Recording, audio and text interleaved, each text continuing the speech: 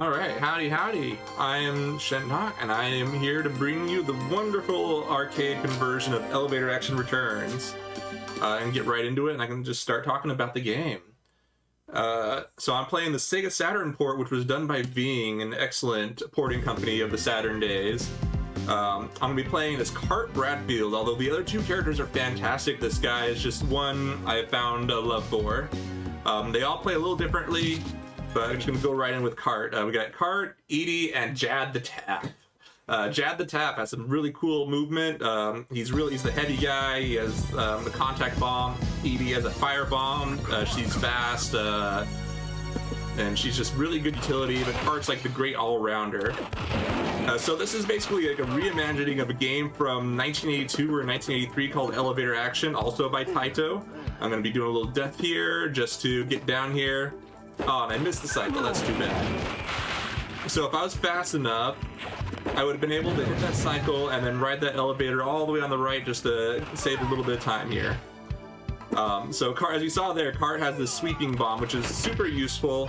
But like I said, each character is really good. They're just different. Oops. And alright, so just get started right in here. Big hole place those up. Basically, this first section is like kind of a bait and switch, where it looks very similar to the very original Elevator Action. A lot of people are probably familiar with like the NES port or some other platform. Oh, missed that cycle too. That one's extremely tight. Okay, that was that's unfortunate. For whatever reason, my controls felt locked for a second. That was unusual. But anyways, we're through stage one. Nice and easy. Just make it to the bottom of the stage. So the goal of each stage is to open all the red doors to get data, quote unquote, which is basically to defuse bombs that have been placed by the evil terrorist Red Suit, as he's canonically known. It's not stated anywhere in the game, in the manual, or on the arcade marquee information, but only in the soundtrack do they mention him as Red Suit. And yes, he does wear a red suit. We saw him in the helicopter, and we took a very similar helicopter just to make a quick trip to the airport. We're not very good at landing, though, but it's all good. Yep.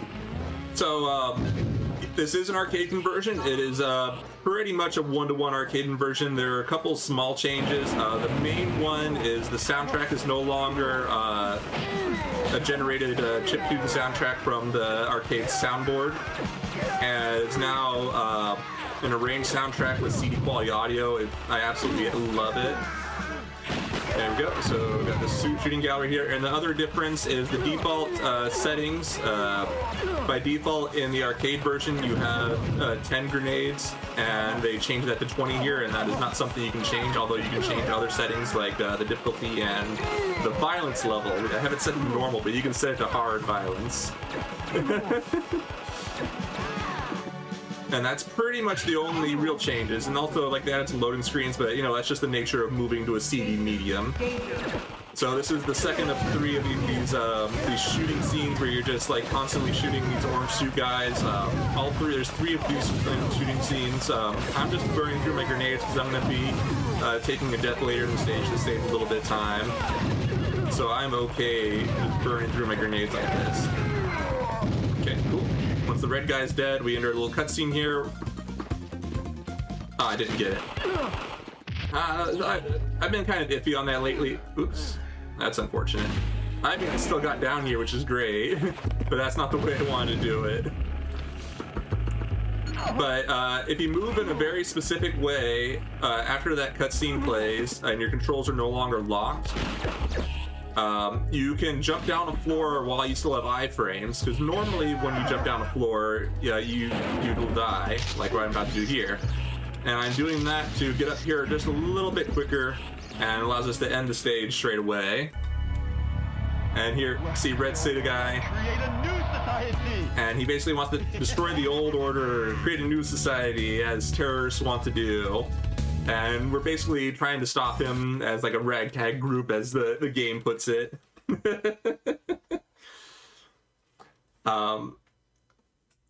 Now we're mission 3. We're braided up for some reason. No idea why, but we are. So here I'm going to be trying to make some really tight elevator cycles. Barely make that. Nice. Can I make this one? Nope. Darn. So that's also another really tight cycle. Let's see, I'm going to wait. Awesome. So I just did a little bit of manipulation there. No. Okay, that's unfortunate. So I'm trying to do another bit of manipulation. There we go. If I jump out of the elevator and scroll the camera up, it'll change where I respawn after I die. And so I just abuse that. Unfortunately, I'm like running a little bit behind on lives because I took some extra deaths. Ooh, that's really lucky. It's so rare that a guy takes the elevator down there. I was not expecting that. But that saves just a little bit of extra time, and I'm fortunate enough to get it in this run. So now there are a couple of temporary weapon upgrades. I'm grabbing this one near the rocket launcher. There we go. Okay, awesome. Burned a few shots there just so I want to keep my health good. You can hold on to weapons after dying, except when you burn a credit. If you burn a credit, you lose any weapons you have because you're considered a new life. There are health pickups, but there are no extra lives in this game, so what you get is what you get. Burger gives you the least amount of life, and alcohol gives you the most, of course. And then there's also like a sandwich and some sort of energy drink, I think. It might be like just like water, I don't know. Go. Okay, nice. So like we do have to get these red doors, otherwise like the screen stays locked until you do. And they're like the one mandatory objective in this game. Nice. Alright, we made it. Barely almost missed that elevator though. But the cutscene started anyways. Normally the cutscene doesn't start until you get to the top, but sometimes it'll start early like that. Okay. Another shooting section. And here I'm just going to burn grenades and hold on to my rocket launchers. There's going to be 3 jetpack red enemies that appear. And I want to save my rocket launchers for them. Ooh, that's unfortunate. It was just being a little too cautious with my grenade throwing. The reason I wanted the rocket launchers though is because these guys fly off the screen whenever you hit them. And the rocket launcher and the bombs are only things that can hit them off screen. And there we go. Not bad. Still, it was actually pretty decent. So I'm just gonna fall off here. All in all, despite everything all the little spaghetti stuff that's happening, that was really, really good. I'm happy with that. Now we're going into mission 4. There are 6 missions in this game. This one I really like a lot. This one flows really well when you go fast. Sometimes I do take a death on this stage. It's normally routed out just so that I can refill my grenade count, but my grenades count is good enough to beat the stage with, and my health is also good enough.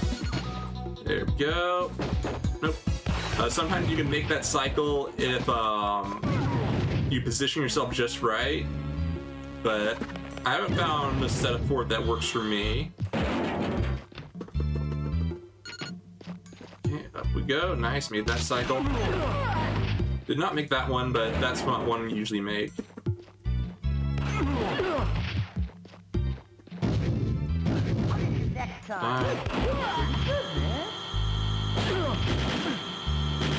Okay, darn, I missed that cycle though. I hesitated a little. So you can damage boost, or you can take damage and just use your iframes to skip, oops, there we go. Skip that hovercraft there so you don't have to deal with it. But because I was just a little bit slow, I missed it. Oops.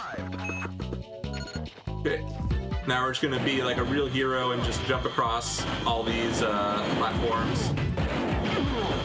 This one's really tight for kart. Let's see if I can get it. Nope. He's the only one where if you jump off the edge there, it's not a guarantee you'll make it. You have to like wait until the very last chance you can to jump past that. The other two characters have no trouble jumping across, but that guy, that kart, for whatever reason, he just, I don't know, his jump is super weird compared to the other two characters. But I still love him. I still love him despite that. He's such a good guy. And now we're entering probably the most complex stage speedrun-wise. There is like some manipulation of elevators, because when they move off-screen, they only move one piece off-screen. Okay, nice, I got that. If I bonked my head, I would have missed this cycle. So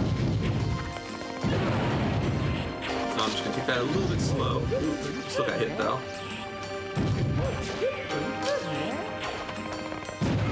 So now kart's just being snickery. If you get hit, he's just like other characters gets like a bit snickery with you. Let's see, I'll wait. Whoops.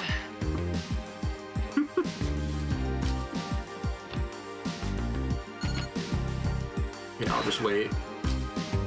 So one caveat with the Saturn port is that you do have a limited number of credits. So if I do die, I will be switching to player 2 for more credits. With the current route, it is possible to beat it with the limited number of credits you get for one player. Yeah. Unfortunate that I missed that elevator though.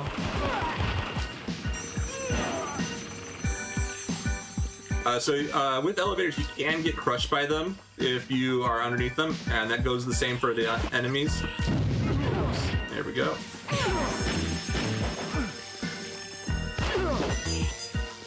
There we go. Made that cycle. Missed that one because I got hit. That's fine. One nice thing about colored doors, blue doors can give you... Ooh, that's not good. That's fine. We'll swap over to player 2. Easy peasy. Hand it over to my buddy Shentok, who's going to take over for me. Howdy, I am Shentok. And I am going to be assisting Shentok in this run since he died too many times. So for whatever reason, in this section, there's no audio, there's no music that plays. I'm guessing it's just a design choice. Ooh, that was unfortunate timing. I was trying to jump onto the elevator to catch the cycle, but I ended up getting hit. By the wall turrets. All right, guy in the toilet. You can blow him up, but we're just gonna leave him alone this time. So now we're gonna do another piece of elevator manipulation here. Basically, I'm not gonna run off the elevators until they fully stop, and then I'm gonna position the camera up like that. And now. Ooh, the camera fixed itself though. Okay, never mind. The manipulation is no longer working. I haven't actually seen that happen in quite a while, where the camera snaps back down. So if we had done it correctly, none of the elevators would move until I step on them. But because the camera decided to fix itself, the cycles were all back on normal. So now we're in a stage 6. I love this stage. It is a really fun stage. There's a lot of cool stuff going on. Get this wonderful jam too. I just absolutely love the soundtrack. It's one of the few video game soundtracks that I just listen to on its own. I'm not usually that kind of person who likes listening to video game music outside of the context of the game, but this soundtrack is just fantastic. So now we got a little bit of a scroller section here. I'm gonna do some shooting. I just shoot out the lights because I can. I think it's like a little thing in this game. From what I understand, if you play this on main with the arcade port or the arcade version, the lights don't dim when you shoot them out, which is a big shame because I think that's like a cool little touch. So got that door, made this cycle. That elevator there doesn't move until you land on it though, but it lets me hit other cycles. The brown suit guys are pretty cheap. They have like kind of a predictive AI where they're right on top of you. You know, go on down to the ground, ready to hit you, all that stuff. See, look at that. I was just barely going up the elevator and he was already kicking and punching, ready for me. life there. No, I'm gonna take a death here. Because I need some life for damage boost I'm about to do. Let's see, I gotta wait now because I got shot. Okay, there we go. So I'm taking damage boost here because these guys immediately shoot at you and I want to get up here. And sometimes when you get shot, you can get knocked off the elevator. Dang, he still shot me. Okay, because I want that rocket launcher. And I also wanted to make this elevator cycle, which normally you have to wait around a long time. Nice, I made the jump. That is a super tight jump. Missed that cycle. Sometimes I get that, sometimes I don't. Alright, nice. I got the big health refill. I wanted that because if I die, I will lose this rocket launcher, and this rocket launcher is super duper useful for this stage. Punch you off.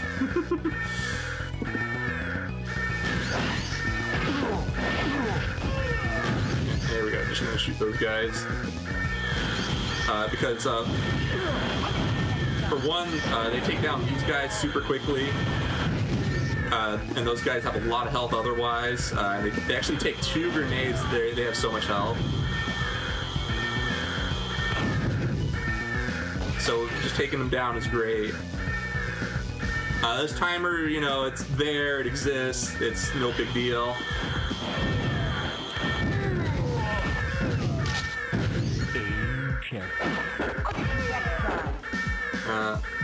Okay, so now we got the showdown with Red Suit here. Just gotta shoot him a few times. I don't have enough rockets to kill him entirely, but I do have bombs. Just the rocket launcher is much faster. Nice.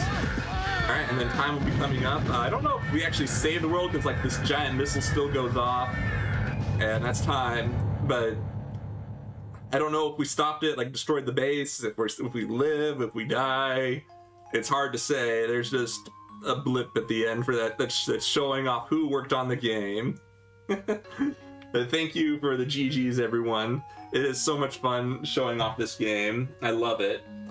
And one really cool feature is when you beat the Saturn port the first time, it unlocks the original game for you to play ported to the Saturn. And when I first started playing the original game, I didn't really care for it because it's like really stiff. It has like, you know, early 1980s cheapness where you die in one hit, everything is really cheap and predictive. They know how to get you. And if you input diagonals at all, your controls are locked. But the more I play it, the more I fall in love with it. There's just a certain charm to it that I've come to appreciate for how old it is. But yeah, thank you so much for having me, and I absolutely love playing this game. It is just so much fun, and I'm glad that I finally started running. Cause like I put this off for years and years after it's like I want to run this game, and I just finally sat down and did it, and I've just been in love ever since, and I'm really glad I did. But yeah, for those who don't know, Zuntata is their internal band. They were around in the 90s and I think 80s as well. They might still be around, but they just put out awesome soundtrack after awesome soundtrack, and they even did like a lot of cool live performances. See, now we can try the old game. And I got credits. No problem means I use 3 credits to beat the game. You can get better rankings if you use less credits. But if we need to, we can take a break to swap over, or I can just swap on over.